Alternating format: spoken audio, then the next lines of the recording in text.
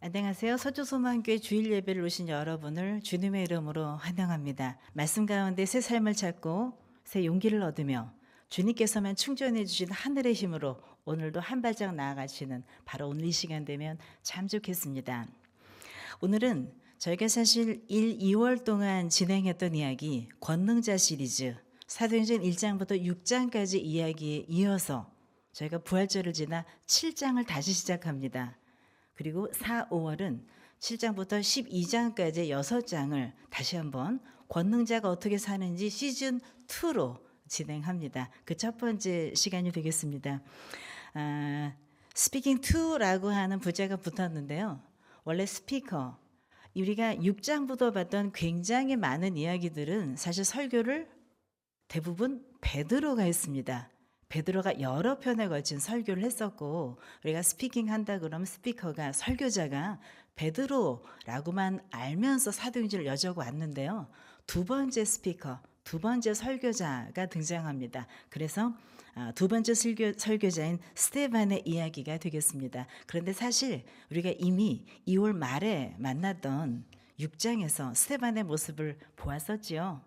사실 상당히 곤경에 처한 가운데에 스데반의 모습으로 우리가 일단락을 접었던 바가 있습니다. 바로 공회라는 곳에 그동안 열심히 복음을 위해 살았던 모든 것들이 오히려 오해되고 누명이 되어서 공회라고 하는 공식적인 법정에 서게 된 것입니다. 많은 사람이 스데반을 공격했지만 스데반은 굴하지 않고 꼿꼿이 그리고 바른 말을 하며 그곳에 아름다운 천사의 얼굴로 있었다라는 것이 우리가 한번 접고 온 2월 말의 이야기였는데요. 그 스데반의 그 다음 이야기가 되겠습니다. 제목을 스데반의 장래 희망이라고 붙여봤는데요. 의아하실 분들을 위해서 조금 소개를 드릴게요. 악동 뮤지션의 우리 이찬혁 씨로 알고 있는 우리 아주 유명한 가수고 청룡영화제에 2번이나 초대받는 아주 주목받는 가수가 되신 바 있습니다. 자, 그분이 만든 노래 가운데 장래 희망이라고 하는 노래가 있어요. 이 노래 가사를 한번 제가 읽어드릴게요.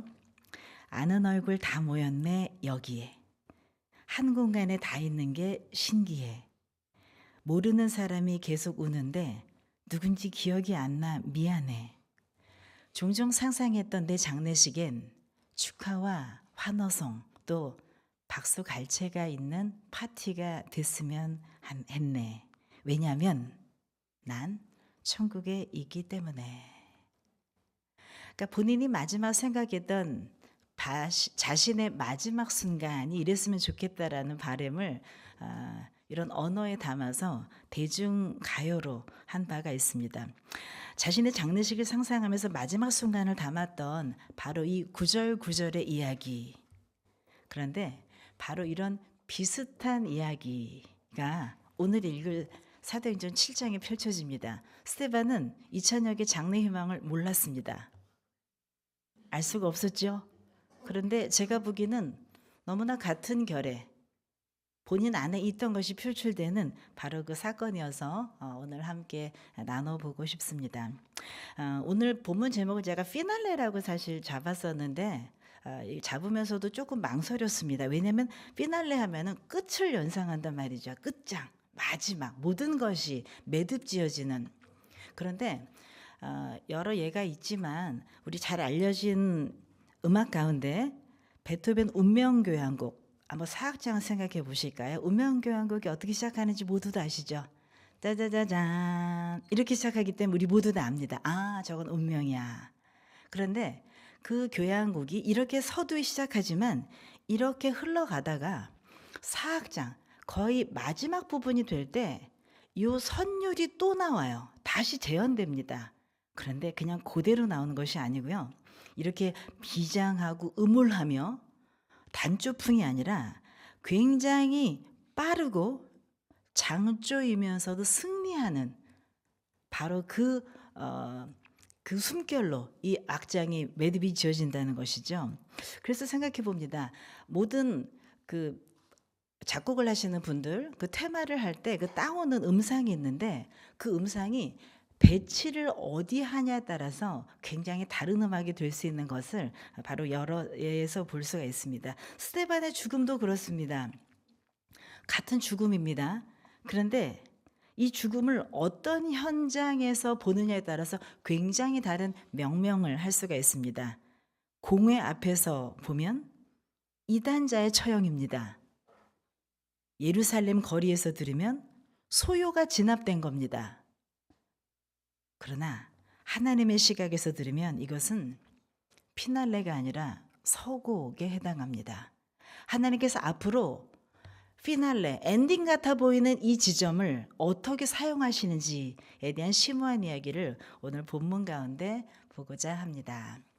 사도행전 7장은 꽤 긴데요. 1장부터 60장까지 있으니까. 그런데 이 중에 상당 부분은 1절부터 53절까지 거의 대부분이 스데반의 설교로 이루어져 있습니다. 사도행전에 있는 몇 안 되는 유명한 설교이자 분량도 굉장히 많아요. 자, 스데반의 설교, 그리고 54절부터 60절까지 이어지는 스데반의 설교에 대한 공회원들의 반응. 7장의 구조는 아주 심플합니다. 그래서 우선 많은 분량을 차지하는 스데반의 설교 이야기를 조금 요약해 볼까요? 스데반의 설교도 분량은 많지만 저는 두 단어로 요약하고 싶습니다. 하나는 his story, 하나는 his sentence. 자, 하나는 그분의 이야기입니다. 이걸 줄여서 우리가 히스토리라고 합니다. 누구의 히스토리? 바로 유대인들의 히스토리입니다. 여기는 공회 현장입니다. 공회는 유대교 안에서 최고 의결권을 부여받은, 심지어 로마 제국 휘하에서도 유대인에 관해서는 입법, 사법, 행정에 수많은 권한을 위임받았던 바로 유대교 최고의 의결회의거든요. 거기 서 있습니다. 네로라 하는 유대인들이 다 있는 바로 그 수장들이 있는 바로 그곳에서 스데반은 유대인들의 역사를 설명합니다. 하나님께서 베푸셔서 진행됐던 역사를 어디서부터 시작하냐면요. 자, 제가 본문을 쭉 보여드릴게요. 왜 분량이 많아졌는지를 본문을 직접 보시면 되겠습니다. 저희가 시즌2부터는 분량이 많아서 읽어오시기를 권하고 제가 설교 중에는 간단하게 눈으로 브리핑하는 것으로 하겠습니다. 자, 7장 서두는 이렇게 시작합니다. 대제사장이 이르되 이것이 사실이냐? 스데반이 이르되 여러분 부형들이여 들으소서. 시작부터가 벌써 확 잡고 시작하지 않습니까? 여기는 공회 현장입니다.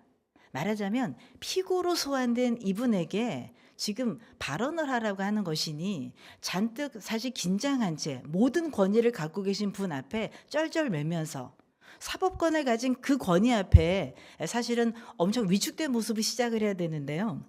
여러분 부형들이여 들으소서. 어떻습니까? 형님들, 제가 좀 얘기 좀 할게요. 우리 같은 형제 아닙니까? 이렇게 시작을 하고 있는 것입니다. 시작이 우리 조상 아브라함부터 시작합니다.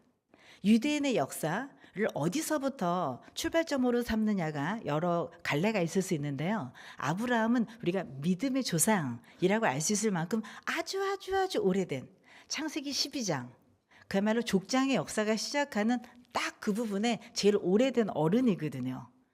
아브라함은 유대인 어떤 사람에게 물어봐도 가장 믿음의 권위를 가진, 그리고 아브라함이 이렇게 살았어 하면은 그 자체가 레퍼런스가 되는 바로 그 인물입니다.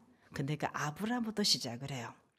자, 아브라함 이야기 굉장히 깁니다. 이렇게 흘러가고요. 그 다음에 아브라함의 후손 이삭 이야기 짧게 나오고요. 야곱 나오고요. 야곱의 12조상 이야기 나오고요. 그 다음에 요셉 이야기가 나옵니다.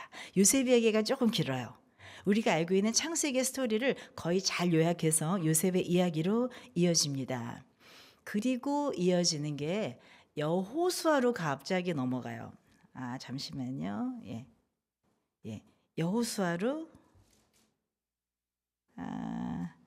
잠시만요. 순서가 좀 바뀌었네요. 제가 여기서부터 보겠습니다. 네, 그 다음에 모세로 넘어갑니다. 그러면서 이어지는 부분은 뭐냐면 요셉 때문에 공간적인 배경이 가나안에서 이집트라고 하는 다른 나라가 되잖아요. 근데 이 다른 나라 이집트, 애굽이라고 하는 곳에서 왜 출애굽하게 됐는지에 대한 이야기를 여기에 설명하고 있습니다. 18절에 요셉을 알지 못하는 새 임금이 애굽 왕위에 오르매 그가 우리 족속에게 교활한 방법을 써서 조상들을 괴롭게 하여 그 어린아이들을 내버려 살지 못하게 하려 할세 그때 모세가 났는데, 이렇게 해서 우리가 알고 있는 아브라함부터 시작된 믿음의 가계도 끝에 이집트까지 가게 된 요셉의 이야기가 어떻게 모세로 이어지는지를 이렇게 진행하고 있습니다. 그리고 모세 이야기도 굉장히 길어요. 53절 가운데 네. 그래서 광야를 걷게 된 이야기, 그리고 모세 이후에 영도력을 이어받게 되는 가나안 본토에서 여호수아 이야기, 그리고 곧바로 왕정 시대로 갑니다. 통일 왕정 시대를 열었던 첫 번째 왕 사울은 생략되고요. 다윗, 그다음에 솔로몬 이야기로 넘어갑니다. 우리가 알고 있는 구약이 굉장히 긴 역사 66권을 이렇게 스테반이 요약을 해주고 있는 것입니다. 자, 그런데 보세요. 지금 이 47절 끝이 솔로몬이 그를 위하여 집을 지었느니라로 끝나요. 다윗과 솔로몬 때는 모두가 서양 고대사에서도 인정하는 최고의 왕정 시대에 아주 잘 살았던, 정말 요순 시대라고 할 수 있는 곳이 바로 이 시대거든요. 집을 지었느니라. 아주 아름다운 하이라이트입니다. 솔로몬이 국가 경제, 정치, 무역, 그리고 모든 국방 안정이 되어서 이제 여호와의 집을 성전을 짓게 되었다라고 한 아름다운 이야기가 시작될 듯한데요. 이어지는 말은 바로 뭐냐면 그러나 48절 이렇게 이어집니다. 솔로몬의 성전이라고 하는 아름다운 사건 바로 이후에 그러나 지극히 높으신 이는 손으로 지은 곳에 계시지 아니하시나니, 성전의 아름다움을 찬양하나 했더니 오히려 반전입니다. 손으로 지은 곳에 계시는 분이 아니다. 그리고 이때부터 48절부터 이어지는 이야기는 53절까지 바로 이렇게 장구하게 설명했던 히즈 스토리, 이스라엘의 역사 히스토리에 대한 히즈 센텐스, 센텐스는 문장이란 뜻도 되지만 심판이란 뜻도 되죠. 이렇게 역사를 살아왔는데 현재, 과거에 이렇게 유구한 역사 가운데 믿음을 지켜왔던 조상들 히스토리 플러스 현재의 너희들을 향한 하나님의 심판은, 센텐스는 바로 뭐냐면 51절엔 아주 너무 신랄하게 표현되어 있습니다. 목이 곧고 마음과 귀에 할례를 받지 못한 사람들아, 너희도 너희 조상과 같이 항상 성령을 거스르는 도다. 할례라고 하는 것은 유대인들의 프라이드입니다. 우리가 다른 이민족들과 구분되어서 더욱더 성심성의껏 하나님의 자손됨을 증명하는 아주 소중한 흔적이었거든요. 그런데 그것을 비꼬아서 얘기합니다. 너는 마음과 귀에 할례를 받지 못했다. 너의 몸은 정결하게 됐다고 생각하지만 정작 마음과 귀는 새롭게 되지 못했다고 하는 신랄한 비판, 오히려 성령을 거스르는구나 라고 이야기합니다. 자, 그리고 맨 마지막 53절이 아주 칼로 찌르는 듯이 강한 말입니다. 너희는 천사가 전한 율법을 받고도 지키지 아니하였도다 하니라. 누가 재판관입니까? 누가 피고입니까? 1절부터 이어진 53절까지 긴 피고인의 진술의 형태지만 이 안에 담겨진 내용은 결코 피고가 아닙니다. 오히려 본인에게 죄수의 프레임을 씌워서 공격하고 비난하고 있는 공회 당국을 향해서 오히려 역공격을 하고 있는 것입니다. 감정적인 것이 아니고요. 이러이러한 근거로 당신들이 얼마나 잘못하고 있는지를 설명해 줍니다. 말이 길지만 핵심은 이겁니다. 스데반이 6장에서 왜 공회에 회부되었었지요? 혹시 기억나시나요? 두 가지였습니다. 하나가 성전을 모독한 것이었고요. 하나가 율법을 어긴 것이었어요. 그래서 그 죄명하에 지금 섰는데 지금 스데반이 이렇게 얘기합니다.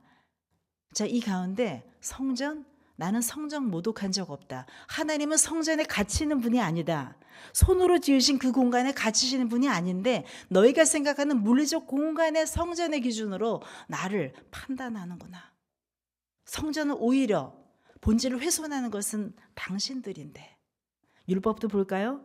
율법을 지키도록 그렇게 맹신하고 그걸 칼같이 지키지 않으면 그렇게 사람들을 비난했던 심판부인데 오히려 너희들이 천사가 전한 율법을 받고도 지키지 않은 우를 범하고 있다라고 하니 이 얼마나 그냥 강한 반격이 되겠습니까? 이렇게 스테반의 설교는 his story, his sentence 그냥 두 단원으로 이루어진다 생각하시면 되겠습니다. 듣는 분들의 마음이 어땠을까요? 자, 이게 스테반 설교였어요. 그리고 이제 그 다음은 아주 중요한 부분은 스테반 설교 이후에 일어나는 일입니다. 그 두 번째 단락은 그래서 요거는 본문을 좀 보셔야 돼서 제가 이어지는 본문을 직접 보여드릴게요. 54절부터 60절 사도행전 7장이 끝나는 바로 이 부분은 설교를 덜어낸 마지막입니다. 그런데 이 부분을 가만히 보시면 제가 컬러로 표시했지만 두 주체에 오가는 행동입니다. 하나는 그들, 하나는 스테반. 그들은 누굴까요? 바로 공회에 지금 최고 책임을 갖고 언도하려고 하는 이 재판부가 되겠지요. 그리고 스테반은 바로 여기 피고의 자격으로 와 있는 사람입니다. 그들의 반응은 이렇게 이어지고요. 하지만 스테반은 이들의 공격에 굴하지 않고 본인의 페이스를 이어갑니다. 이것을 아예 나누어서 그들 편 그리고 스테반 편을 한번 같이 본문을 보도록 하겠습니다. 그들 공회의 주체가 됐던 우리 그 종교 지도자들이 어떻게 하나 볼까요? 첫째, 스테반의 설교가 마음에 찔렸다는 표현이 나옵니다. 54절에 보면 그들이 이 말을 듣고 마음에 찔려 그를 향하여 이를 갈거늘. 설교를 듣자마자 마음이 쿡 찔렸다는 거예요. 근데 찔렸는데 이 찔렸다는 게 무슨 의미인지를 제가 좀 더 자세히 좀 설명을 드릴게요. 찔렸다고 표현은 그냥 평범해 보이는 이 단어는 사실 평범한 단어가 아니고 엄청 무시무시한 단어입니다. 7장 54절에 마음에 찔려라는 표현을 그리스 원어로 보면 디에프리온코라고 하는 단어입니다. 합성 단어예요. 앞에 접두사가 디아라는 말이 숨어 있습니다. 디아는 사실 우리 영미식 말에도 많이 남아 있어요. 내가 혼자 말하는 거 모노로그, 두 사람이 얘기하는 거 대화 다이얼로그라고 하죠. 그게 바로 어원이 이 그리스에서 왔습니다. 디아는 관통하다 그리고 꿰뚫다란 의미를 갖고 있는 접두사고 이 흔적이 상당히 굉장히 많이 남아 있습니다. 자, 근데 디아 관통한다는 의미고요. 그 다음에 프리조라고 하는 동사가 함께 결합이 된 거예요. 근데 프리조는 프리오라고 하는 단어의 강세형입니다. 프리오는 무슨 뜻이냐면 톱질을 하다는 뜻입니다. 그리고 프리조가 되면 그것에 더 강해서 톱질해서 분리해내다. 좀 강한 말이 된다는 것이죠. 그러니 여기서 표현되어 있는 디아프리온토라고 하는 이 단어는 이분들이 들었을 때 자 그리고 뒤에 나오는 말 마음이라고 번역이 됐는데요. 카르디아스라는 말은 뭐냐면 카르디아 하면은 그리스어로 심장이란 뜻입니다. 심장. 우리 의족에 계신 분은 너무 잘 아시겠지만 그래서 카디알라지 하면은 심장학입니다. 카디악 하면은 심장마비. 카르디아 여기 어원이 그대로 나와서 심장 우리 몸에 혈류를 펌핑해 주는 기관 있죠. 중심에서 심장 바로 그것이고요. 고대 사람들은 우리가 흥분하거나 어떤 위기를 느낄 때 심장의 펌핑이 심해지니까 이게 마음이라고 생각했던 거예요. 그래서 심장 영어로는 heart 그리고 그것을 우리가 마음 이걸 동일시해서 쓰는 이유가 바로 이 카르디아에서 나왔습니다. 카르디아는 원래 인체 기관인 심장을 뜻하는 말이죠. 어원대로 그냥 그대로 직역을 하면 그들의 그 마음들이 그들의 그 심장들이 톱질을 당했다. 그러니까 찔렸다고 하는 말을 넘어서는 상당히 강한 충격이었다는 것입니다. 어떻게 저런 말 할 수 있어가 섬뜩할 정도로. 왜냐하면 너무나 구석구석 너무나 어떻게 틈없이 여기 다 법조인들 있지 않았겠어요? 근데 너무나 틈없이 모든 것들을 설명해내니까 그 마음이 톱질을 당한 듯이 불편했다는 것입니다. 이 동일한 단어가 어디 쓰였냐면요. 히브리서 11장에 보면 초대교회 교인들이 박해받고 힘들었던 그 처참한 처참한 처형의 양상을 얘기할 때 여러 가지가 설명되어 있습니다. 어떤 이들은 조롱과 채찍질뿐 아니라 결박과 옥에 갇히는 시련, 돌로 치는 것, 톱으로 켜는 것, 시험, 칼, 뭐 이런 얘기 나오잖아요. 바로 이 정말 처참한 순교 방법 가운데는 톱으로 켜는 방법도 있었다는 것입니다. 이것이 바로 그 당시 이곳에 있었던 그들, 공회원들이 느꼈던 마음의 상태라는 것이니 큰 충격은 맞았던 것 같습니다. 근데 그 충격을 받았는데요. 말씀을 듣고 내가 이런 큰 찔림을 받았다. 여기에 대한 반응은 두 가지가 가능합니다. 성령께서 내 마음을 움직이셔서 내게 정말 필요한 말씀을 꽂아주시는구나. 아멘. 주님 잘못했습니다. 이제야 알겠습니다. 제 안에 있는 성령이 작동해서 이제 알게 해주시는군요. 제가 너무 부끄럽고 면 없지만 하나님 회개합니다. 다시는 안 그러겠습니다. 라고 하며 내 마음을 돌이키는 회개가 양상이 하나 있고요. 또 하나는 여기처럼 마음에 찔리는데 그것을 분노로 받아들이는 겁니다. 아니 저것이, 아니 감히 내가 누군데. 안타깝게도 지금 현재 사도행전 7장의 공회원들은 두 번째 선택을 받아들이고 그거에 대한 그 행동의 표현이 이를 갈았다는 표현이 나옵니다. 그야말로 진짜 이를 갈았다는 그대로가 나옵니다. 이는 그리스어로 오두스 그리고 온토스 속격이 되면 그런데 바로 그 단어가 그대로 쓰였어요. 그래서 우리 영미어에도 그대로 남아있는 그 치아라는 단어가 그대로 쓰였습니다. 아마 우리가 어떤 분개하거나 뭔가를 억세게 시작할 때 이를 문다고 하잖아요. 힘이 들어가는 분노를 의미합니다. 분노로만 끝난 것이 아니라 행동으로 나오는데요. 두 번째, 두려움이 본인이 찔렸다는 톱질을 당할 만큼 우리의 마음의 심중을 다 들켜버렸다는 그 당황스러움이 회개가 아닌 분노를 선택하게 했습니다. 57절에 보면 그들이 큰 소리를 지르며 귀를 막고 일제히 그에게 달려들어 성 밖으로 내치고 돌로 칠세 증인들이 옷을 벗어 사울이라는 청년의 발 앞에 두니라. 그들이 돌로 스데반을 치니. 사도행전 7장 스데반 설교 뒤에 나타난 그들 공회원들의 반응은 분노 그리고 살육 처형으로 이어지게 됩니다. 여기 보면은요, 큰 소리를 지르고 귀를 막았다는 표현이 있습니다. 귀를 막았다는 것이 뭐지? 여러 의미가 있습니다만 그 중에 하나가 뭐냐면 지금 스데반이 했던 이 이야기가 신성 모독에 해당한다고 본 겁니다.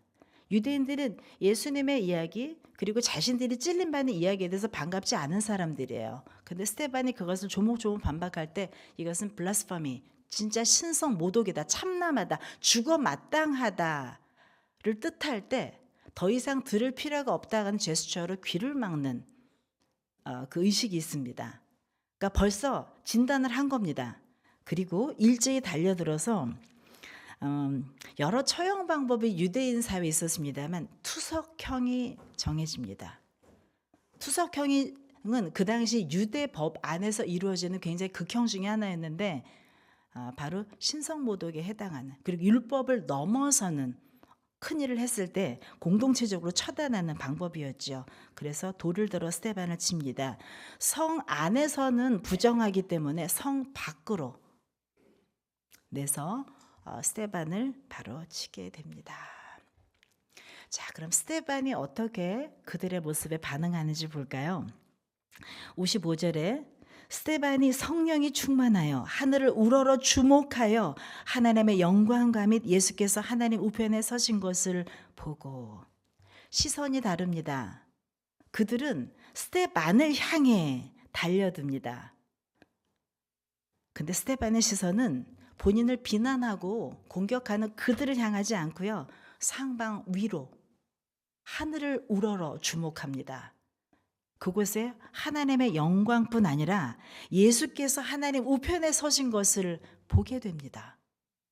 예수님께서 하나님 우편으로 승천하셨다. 이건 우리가 사도신경에서 외우는 부분이기도 한데 앉아 계신다고 하지 서 계신 모습은 우리가 사실 보기가 쉽지 않습니다. 그런데 신약 성서에서 유일하게 하나님 우편에 서 계신 예수님을 스데반이 이 상황에서 보게 됩니다. 그것은 바로 우리를 향해서 일하시는 우리 예수님을 뜻할 때 나오는 상징이라고 해요.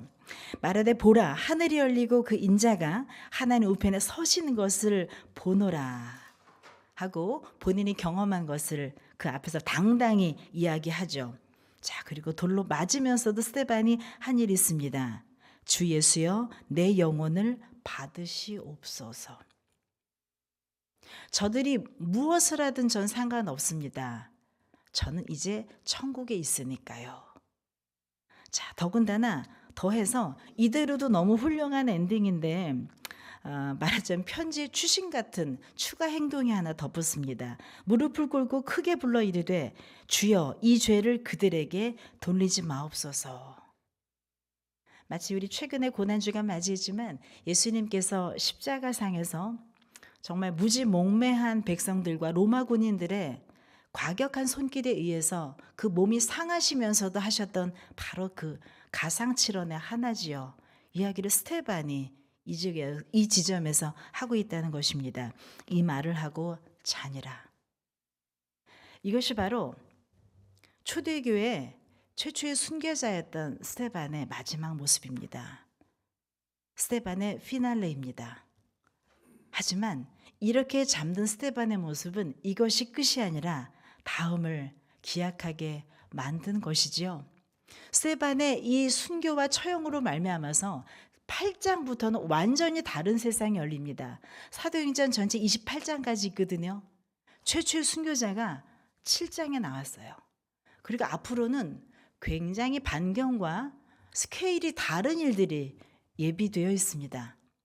피날레라기보다는 하나님께서 예비하신 비밀한 첫 서곡은 이렇게 피 묻은 채 시작이 됐다는 것입니다. 우리가 끝이라고 생각하는 순간 이것이 끝장이야. 이제 못하겠어 라고 하는 바로 그 지점이 바로 하나님께서 우리의 힘을 빼시고 우리의 힘을 온전히 탈탈탈 터신 다음에 온전한 하나님의 힘으로 새롭게 일어나도록 하시려는 주님의 손길인 줄 믿습니다. 한 러시아의 사형수 처형장입니다. 이곳에 어떤 분이 오늘 사형이 집행될 예정으로 대기 중에 있습니다. 앞에 분들이 계속 처형되고 이제 더해 올라가야 될 몇 초가 안 남은 그 상황에서 저 멀리서 전령이 옵니다.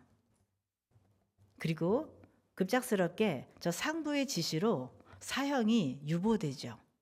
그리고 대신 유배하는 것으로 결정이 됩니다. 죽을 줄만 알았던 그 인생 가운데서 인생이 어쨌든 목숨을 부지한 채 유배를 당한 시베리아에서 강제노동을 하던 이 사형수는 본인의 인생의 새로운 시작을 감읍하며 내가 이제 새롭게 사는 마음으로 내가 완전히 안 해보던 걸 도전해야 되겠다라는 마음으로 글을 쓰기 시작합니다. 그리고 그 글을 써서 하나씩 두씩 수감 상황에서는 종이며 펜이며 넉넉히 아는데 자신의 옷자락을 찢어서 아니면 뭐라도 조금 생기면 정말 없는 여유를 틀어서 강제노동에 피곤하고 지친 몸을 모두 다 동원해서 글을 조각조각 쓰기 시작합니다. 그리고 석방이 되는 날이 이르죠. 그리고 그걸 다 모아서 정말 조각조각 찢어진 모든 편린들을 다 모아서 책을 내게 되는데 그 책이 결국 세계를 울리고 지금까지도 유명한 명작이 되었습니다. 바로 도스토예프스키의 이야기입니다. 이미 생명이 끝났다고 생각했던 그 순간, 하지만 하나님께서는 큰 일을 이루셔서 그때를 시작으로 완전히 새로운 일을 이루신 것입니다. 기독교 역사에 보면 이런 역설이 상당히 많습니다. 끝난 줄 알았는데, 나무가 다 베인 줄 알았는데 남아있는 마지막 생명력이 움터서 새로운 정글을 이루기까지 번성하는 것을 봅니다. 오늘 스데반의 피날레는 우리에게 주는 새로운 서곡의 위로가 있습니다. 아마 지금 인생의 때로는 또는 어떤 공정의 마지막 부분을 만지시면서 가망 없는 하루하루에 스스로의 낙심을 겨우겨우 일으키며 사시는 분들이 계실지 모르겠습니다. 우리 스테반의 마지막 모습 생각하면 좋겠습니다. 모든 희망이 끊어지고 심지어 굴욕스럽게 처형당하는 바로 스테반의 이 모습 가운데서도 하나님께서 새로운 일을 이루셨던 것이지요. 바로 지난 부활주일에 우리가 나누었던 말씀입니다. 이 말씀을 다시 한번 저희가 비춰봅니다. 우리가 왜 힘없이 살아가는가? 왜 우리가 다 맨날 끝났다고만 생각하는가? 그것은 바로 우리가 아직 덜 죽었기 때문이 아닌가 싶습니다. 역설적으로 우리 안에 아직도 파득파득 내 자아가 살아남아서 내가 뭔가 해결하려고 했을 때 계속 좌절되고 풀리지 않는, 그리고 하나님이 계속 긍휼의 마음으로 바라보시면서 내가 이래야 되는데 너가 계속 일하는구나 라고 하면서 계속 힘을 빼는 작업을 하시는지 모르겠습니다.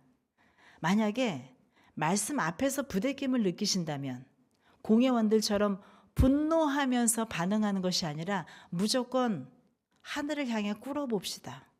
하나님, 제가 죽겠습니다. 제가 죽겠습니다. 예수로 다시 살겠습니다. 내가 죽어야 주님께서 살리실 수가 있습니다. 예수님, 죽은 자 가운데서 살리심 받으신 이유는 완전히 죽으셨기 때문이에요. 그리고 앞으로 내가 너희를 살리시리라. 너희 죽을 몸도 살리시리라. 그 이야기는 우리가 완전히 죽어야 한다는 전제를 갖고 있는지 모릅니다. 이미 살아있다고 알고 있는데 하나님이 어떻게 살리시겠어요? 우리 좀 더 주님 앞에 죽으면 좋겠습니다. 아마 쉽지 않을 수 있습니다. 하지만 죽는다는 것은 비굴한 패배가 아닙니다. 내 비중을 줄이고 하나님의 결단을 모두 다 결정권을 올려드리는 모든 행위라고 할 수가 있습니다. 우리 말씀 기억하면서 로마서 8장 12절을 함께 같이 읽어봅니다. 예수를 죽은 자 가운데서 살리신 이의 영이 너희 안에 거하시면 그리스도 예수를 죽은 자 가운데서 살리신 이가 너희 안에 거하시는 그 영으로 말미암아 너희 죽을 몸도 살리시리라. 마지막을 사는 것 같지만 너무 놀라지 마십시오. 새로운 시작을 준비 중이십니다. 그게 느껴지시면 더 죽으십시오. 더 버리십시오. 그럼 분명히 너 제대로 죽었구나. 그래, 내가 지금을 기다렸어 하고 하나님께서 뜨거운 보혈의 손으로 붙들어 주실 것입니다. 그 손길을 느끼냐 안 느끼냐가 우리가 일상 가운데에 성숙하고 미성숙한 사람들을 가르는 것 같습니다. 우리가 가진 것 아무리 세계 석학 무엇을 했어도요, 주님의 지혜에 이르지 못합니다. 죽읍시다. 내려놓읍시다. 그리고 하나님을 향해서 당연하고요, 내게 허락하신 사람들 안에서도 내가 죽읍시다. 그러면 하나님이 살려주실 것입니다. 그것이 바로 부활의 진리 가운데 믿음의 길을 가는 크리스천들에게, 믿음의 사람들에게 주시는 하나님의 가장 큰 축복인 줄 믿습니다. 함께 기도하기 원합니다. 주님, 내가 죽고 예수로 살게 하옵소서. 참을 수 없는 복음의 즐거움을 누리는 올해가 되게 하옵소서. 참된 복음은 내가 경험한 분량만큼 전해지게 되어 있습니다. 경험 없는 구원은 건조하고 전해지지도 않습니다. 내가 경험하고 믿기로 작정한 만큼이 그걸 바라보는 사람들에게 전해지게 되어 있습니다. 나의 피날레를 그리는 하루가 되게 하옵소서. 오늘 권합니다. 우리 모든 성도님들, 나의 마지막 날을 그려보시기를 권합니다. 그림이 되시는 분은 그림을 그리셔도 괜찮고요. 그냥 문장이 편하시는 분은 5문장 좋습니다. 마치 영화 감독이 세팅을 하듯이 하늘의 날씨, 맑음, 구름, 소낙비 정하시고요. 그리고 무대, 공간 어디가 좋을까? 푸른 들판, 아니면 따뜻한 거실, 온 가족이 모여있는 파티장, 아무튼. 그리고 나는 어떤 피날레를 갖고 싶은가를 그림으로, 그리고 문장으로 내가 정리를 한 채 그것을 내 마음에 담으시기를 권합니다. 의외로 우리의 피날레가 빨리 올 수도 있습니다. 내가 정할 수 없기 때문입니다. 그 피날레가 내 안에 정확한 영상으로 있으신 분은 하루하루를 허송할 필요가 없습니다. 불필요한 비본질적인 문제 때문에 내가 소진할 필요도 없습니다. 중요하지 않은 사람들 때문에 내가 마음이 볶일 필요도 없습니다. 피날레를 정확히 오늘 하루만은 그려봅시다. 이찬혁 씨의 정말 장래 희망처럼 나의 장래 희망 버전을 한번 꼭 그려봅시다. 그것이 오늘을 여러분 살게 하실 것입니다. 내 자아가 죽지 않아 일어나는 수많은 찔림에 분노가 아닌 회개로 응답하게 하옵소서. 하나님이 주시는 모든 말씀 가운데 아멘 할 수 있으면 좋겠습니다. 때로는 불편하다면 내가 이 공회원 같은 실수는 하지 말아야지 라는 마음으로 그저 아멘 해봅시다. 지금 안 믿겨져도 마치 갑을 하듯이 그냥 아멘을 미리 해봅시다. 그러면 신기하게 나중에 그것이 내가 왜 아멘을 잘했는지를 알게 해주실 것입니다. 연약한 하늘을 위해서도 기도합니다. 우리 교회 공동체가 모두 다 나음을 얻고 주님의 말씀 가운데 건강히 살아간다는 기적을 나누고 공유하는 바로 그런 것 되길 원합니다. 함께 기도하겠습니다. 살아계신 하나님 아버지 감사합니다. 주님의 크신 은혜 가운데